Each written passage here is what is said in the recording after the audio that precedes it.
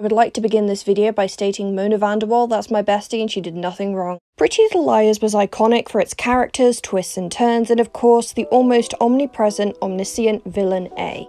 And the interesting thing about A isn't an identifiable individual. It's not a person, it's an idea. It's an archetype. It's an identity that somebody can slip in and out of on a whim. The conception of A first began when they threatened and tormented Alison De Laurentiis alone via anonymous texts and sending her disturbing gifts, until her disappearance in 2019.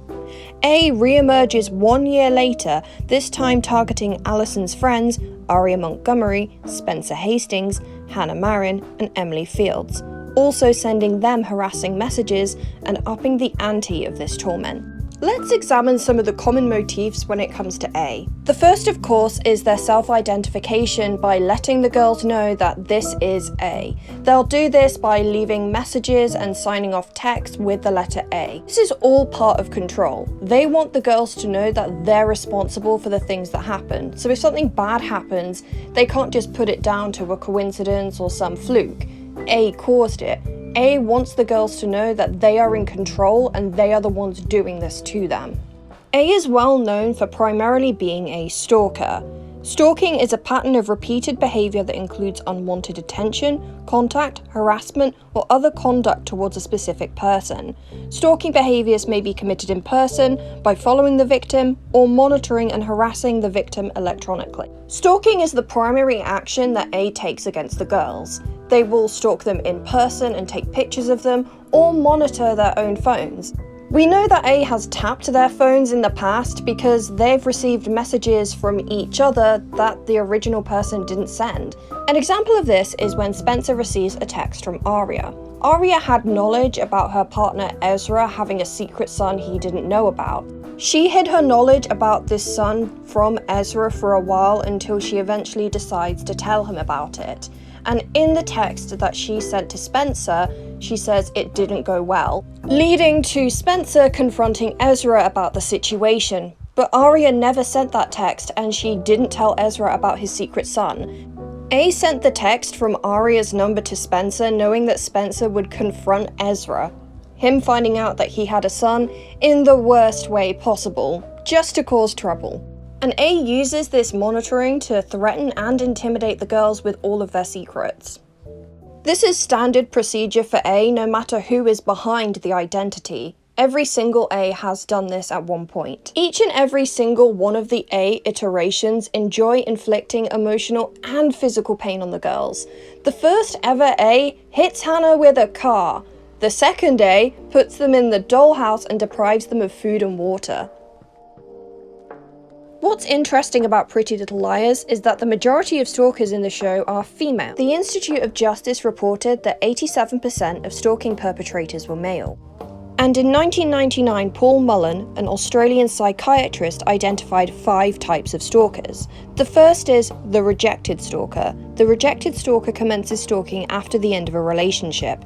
This group was the largest of the 5 in Mullen's study. They were either seeking to re-establish the relationship or were seeking to enact revenge against the person they felt had scorned them. This type of stalker's behavior tends to last the longest due to the obsessive nature of the perpetrator, and they are also the most dangerous. Mullen's research suggests that the majority of rejected stalkers suffer from personality disorders. A small minority meet the criteria for delusional disorder.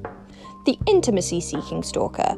The second largest group was the intimacy-seeking stalker. This type seeks an intimate relationship with their victims. Half of these subjects truly believed their feelings of affection were mutual. This type has a high incidence of delusional disorder. The incompetent stalker. The hallmark characteristic of the incompetent stalker is poor social skills. In other words, they are motivated to pursue their victim because they have a poor understanding of acceptable social interactions. They act in an inappropriate manner towards those they pursue. The incompetent stalker believes that his or her actions will lead to an intimate relationship. A developmental disability could cause an individual to engage in stalking behavior because they may not comprehend social cues or understand acceptable interpersonal behavior. The resentful stalker. The resentful stalker sets out with the goal of frightening or distressing the victim. This typically is the result of a perceived slight or insult to the stalker. The motive here is to gain some semblance of revenge, and this group is likely to make direct threats to their victim. The predatory stalker. Predatory stalkers are in preparation for landing an SA. This type can arguably be considered the most dangerous of the 5 types and was the smallest out of the 145 sample in Mullen's study. This group was made up exclusively of men. Predatory stalkers aren't likely to openly harass a person, rather they use methods such as surveillance and tracking to keep tabs on the victim. These are fairly cut and dry definitions of a stalker and types of stalker because it doesn't take into account those who are stalked by somebody that isn't interested in them romantically, and therefore the resentful stalker and the predatory stalkers may fit the A profile more without it having anything to do with romance or adult relations. But I also want to talk about where the A's differ in their approach towards harassing the girls, so let's start with the very first A, Mona Vanderwaal. As stated at the very beginning of this video, I absolutely adore Mona as a character, and there is some debate within the fandom as to whether or not Mona should be forgiven and be accepted into the girls' friendship group, and I'd just like to say, if this was real and a real person did this to a group of girls, absolutely not. But in the fictional world, I adore Mona and I think she deserves all the love and they don't appreciate her enough. She helped them out so much when it came to the A's that succeeded her, and truly, she just deserves the world. Mona was the original A who started off the entire A game. She was the one that was harassing Allison before her disappearance, and then a year later when Allison's body is found, she's the one that continues harassing the girls. Mona hops in and out of the A game after her initial reveal as A, so I'm going to be focusing mostly on when she was A in seasons 1 and 2, because the second time that she's A, it's more so of being a double agent to find out who a different person is. So when I'm talking about her actions and psychology, I'm talking about before everybody knew that she was A. I hope that makes sense. If you haven't watched the show, this doesn't make any sense at all. Mona's motives are weak, I'll say. It's said that she originally was A because she hated Allison for bullying her so much and wanted to get her out the way. And the reason that she reprised her role as A is because the girls coming back together took Hannah away from her and she wanted Hannah to herself. But that doesn't also make sense because the reason that the group of girls come back together again is because they're getting messages from A. So I'm not sure, is that a plot hole? But using that reason given, she's solidly put into a type of yandere, and if you don't know the different types of yandere, I totally recommend going and watching my previous video on yandere types. This makes her a haijagata, a removal type of yandere, where they want to remove threats from their love interest, although in this case it would just be threats to their friend because she wants to have a monopoly over Hannah. Here's an excerpt from the Yandere wiki about Haijagata. Knowing that some of those around their love interest would separate them, these Yandere characters seek to drive them away by either threatening, hurting, or killing them outright. That sounds like Mona.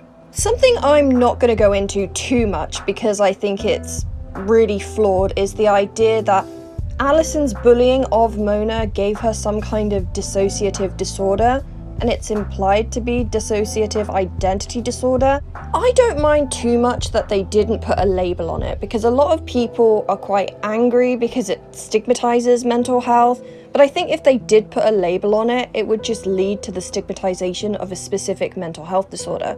For example, if they officially diagnosed Mona with schizophrenia, for example, people might stigmatize specifically schizophrenia because a character on a show who has schizophrenia is acting in these ways because of their schizophrenia.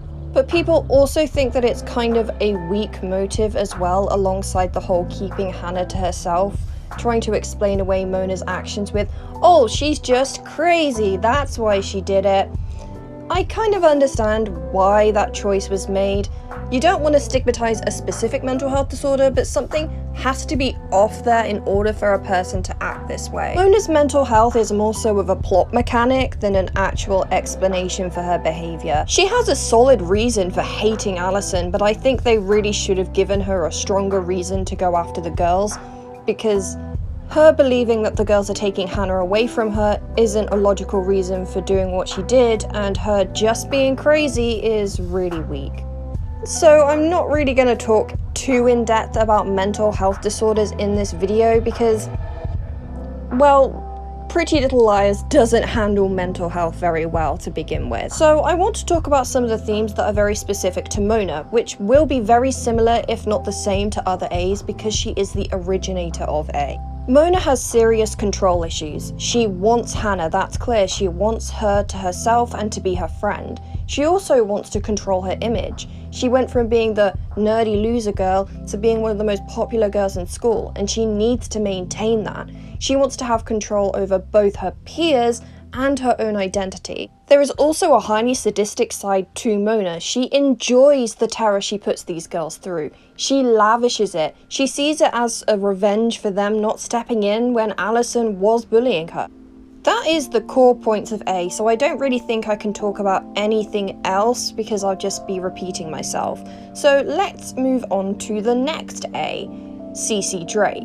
While still not a great reveal, I think a lot of people preferred it over the last A, which I will not be talking about in this video because that was trash. CeCe took over the A game from Mona and assumed the identity of A once she was put into Radley Sanitarium. Now this A is a hell of a lot more sadistic than Mona, and don't get me wrong, Mona stalked, harassed, blackmailed, but this A is particularly vicious. While both Mona and A have the same patterns of behavior when it comes to stalking and harassing, CeCe is willing to go to greater lengths in order to terrify the girls, putting them in deadly situations. And again, don't get me wrong, Mona has put them in some very dangerous situations, but CeCe tried to cut Emily up with a buzzsaw. CeCe seems a lot more extreme and impulsive than Mona was. Mona tended to be more calculated in her actions. Mona seems to like teasing the girls a lot more and preferring psychologically damaging the girls rather than physically or mentally. Of course, CeCe does this also, they're both A. CeCe sends them a necklace made of human teeth, but then she also locks them in a bunker for 3 weeks and makes them choose as to who gets water or food. She also puts tracking devices in their necks, so I think it's safe to say that CeCe is a little bit more hands-on than Mona. I think if I went into CeCe's motives, it would be far too long. The backstory basically had an episode dedicated to it with a lot of plot holes, because Darren Wilden would have been like a 10-year-old police officer if we believed CeCe's timeline. And I think along the course of the series, it just goes to show that CeCe was definitely a loose cannon. She wanted to continue the game after being released from Radley Sanitarium, where she was supposed to have been treated and was better now. Honestly, good for Mona for offing her. Proud of you, sis. How these two A's differ is when it comes to obsession versus addiction. The reason that Mona was A is because she was obsessed with the idea of control and keeping Hannah. And CeCe was just addicted to messing with people. She thrived on it. Overall, I think the villain of A is iconic, and definitely while stalking is a very serious topic, the show in its fictional sense is entertaining enough. Until you get to the final A and everything is ruined forever and you wish you'd never started watching the show. I hope this was an interesting brief look at the psychology of A. I wanted to go into much more detail, but it's really hard because there's so many different things at play here. There's the stalking, the harassment, and things behind that in psychological theorem that I could literally talk about this for hours. But I think you've had enough of me for today.